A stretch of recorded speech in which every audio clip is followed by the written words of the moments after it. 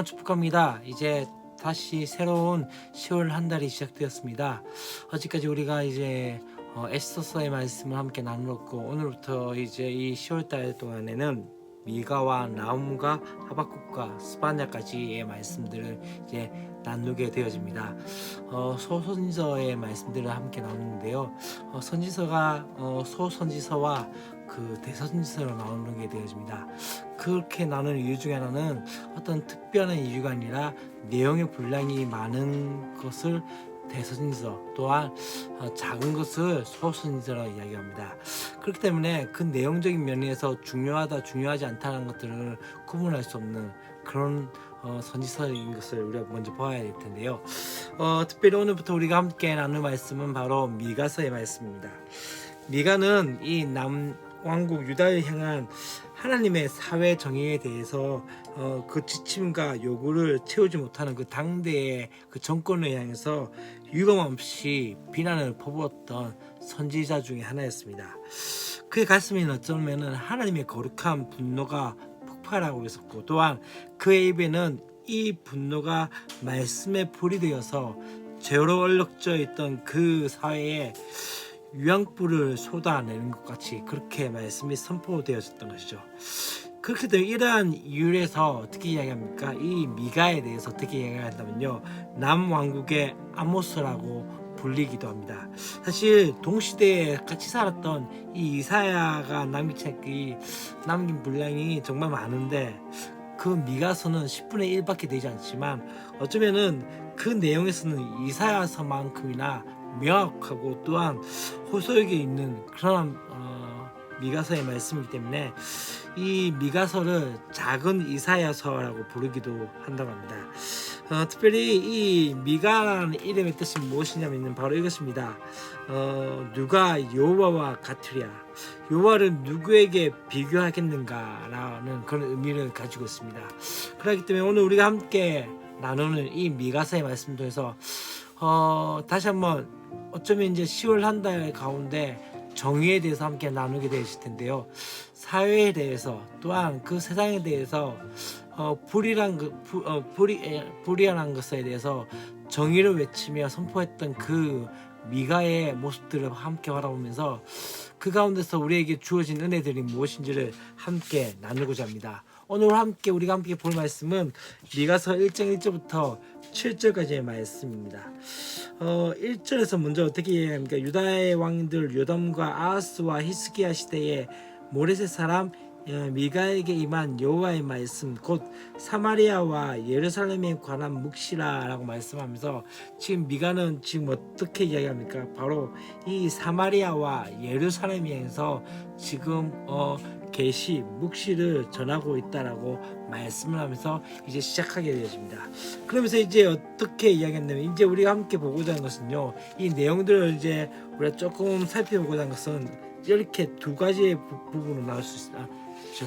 세 가지의 부분으로 나눌 수 있습니다. 첫 번째에서는 1장 1절에서는 어떠합니까? 표지에 대해서, 지금 이 글이 누구를 향해서 적혀져 있는 또 쓰여져 있는지에 대해서 말씀을 했다면, 1장 2절부터 4절까지 말씀에서는 어떻게 나옵니까? 바로 하나님께서 심판하러 내려오시는 그 모습들을 보게 되십니다. 또한 5절부터 시작해서 7절까지 말씀은 어디를, 바로 이스라엘과 유다를 심판하시는 것을 이야기하고 있습니다.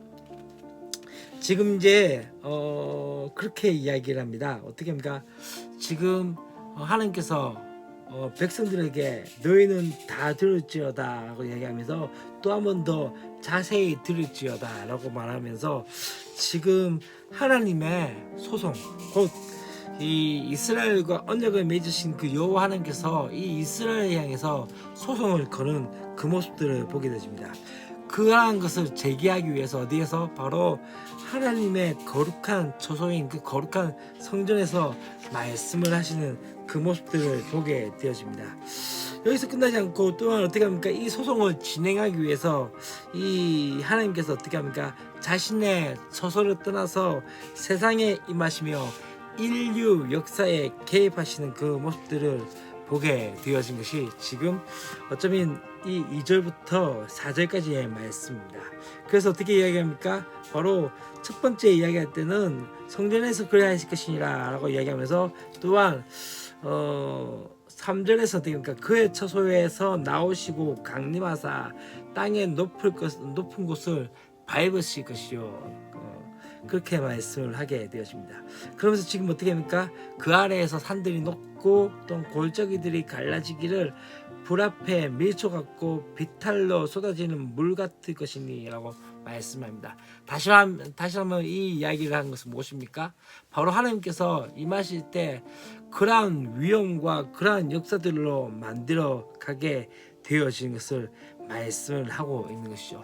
그렇다면 지금 왜 하나님께서는 지금 이 이스라엘 백성들에게 소송을 걸려고 그렇게 지금 오시는 이유가 무엇일까요?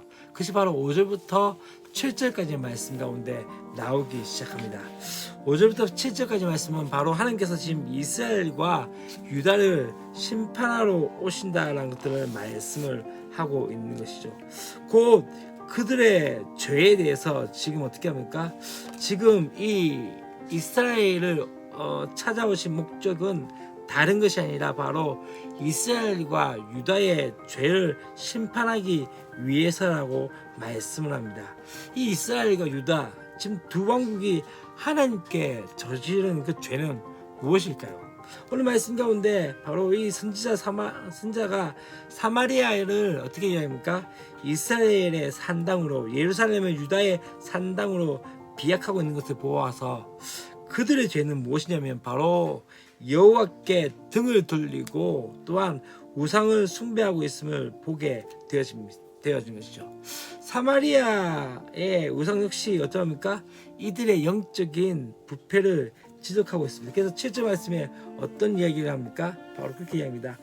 그 새긴 우상등들이 다 부서지고 그 음행의 값은 다 불살라지며 내가 그 목상들을 다 깨뜨리니 하면서 그가 기생의 값으로 모았은즉 즉 그것이 기생의 값으로 돌아오리라. 다시 말하면 지금 이 사마리아 안에 있는 바로 그 우상으로 말미암아 이러한 이들이 있게 되어졌다는 것을 말씀을 하고 있는 거죠. 지금 어떤 모습입니까? 어쩌면은 그러한 것이죠. 그들이 하나님과 우상을 함께 섬기고 있는 그런 모습 가운데 살아가고 있는 것이죠. 여호와의 언약을 아무리 잘 준수한다고 하더라도 중요한 건 무엇일까요? 우상을 함께 숭배하면 바로 하나님과의 언약을 배반하는 것이라고 볼 수 있습니다. 이스라엘이 그 하나님과 시내산에서 언약을 체결할 때 약속한 것은 무엇입니까? 오로지 하나님만을 섬기며 그분만을 사랑하는 것입니다. 그런데 지금 어떠합니까? 그들이 했던 것은 다른 것이 아닙니다. 하나님도 섬기고 우상도 섬기면서 그렇게 살아왔던 것이죠. 그것이 바로 이들의 행위가, 그런 이들의 행위가 선지자는 뭐라고 이야기합니까? 죄라고 말하고 있는 것을 보게 되었습니다. 지금 우리가 다시 한번 이것을 보면서 지금 우리가 이야기할 것은 무엇일까요? 여러분은 어떠하십니까? 여러분 안에 우상은 있지 않나요? 어쩌면 우리가 이야기할 때 이 북이스라엘과 남유다가 실질적인 우상 가운데 나왔다는 것 때문에 어쩌면 하나님과 우상을 섬겼다고 이야기하지만 진짜 우상은 무엇일까요? 성경은 계속 우리 가운데 그 우상에 대해서 그렇게 이야기합니다. 하나님보다 더 사랑하는 것, 하나님의 자리에 놓았던 모든 것이 바로 우상이라고 말씀을 하고 있는 것이죠. 여러분, 어쩌면 우리 가운데 수많은 우상들이 있습니다. 학교에서의 성적, 또한 나의 미래에 대한 것들, 또한 경제적인 것들, 또한 어쩌면 내가 가지고 있는 것 가운데 하나님보다 높아지려고 하는 것들, 어쩌면 하나님을 경외하지 못하게 하고 있는 모든 것들이 우리 가운데 우상이라고 말씀을 하고 있고, 그로 인해서 지금 어떠합니까? 이 남유다와 북이스라엘은 그렇게 심판을 받게 되어질 것에 대해서 이 미가는 거침없이 그렇게 말씀을 하고 있는 것이죠.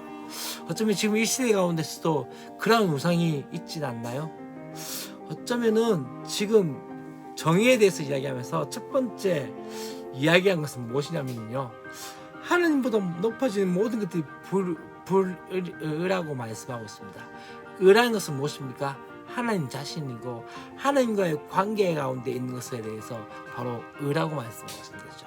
여러분들이 만일 하나님과의 올바른 관계에 되어 있지 않다면 그건 정의롭지 못하고 불의하다는 것이죠. 그렇기 때문에 우리 가운데 다시 한번 고백하는 것 중에 하나는 하나님과의 관계를 다시 한번 새롭게 정립하라는 것이죠. 그러한 은혜 가운데 나가는 저 여러분 됐으면 좋겠습니다. 그러면 미가서의 말씀 함께 나누면서 다시 한번 그 가운데 선포되어지는 말씀도 해서 우리 가운데 의를 다시 한번 회복할 수 있는 저와 여러분이 되었으면 좋겠습니다. 사랑 축복합니다. 내일도 뵙겠습니다. 안녕.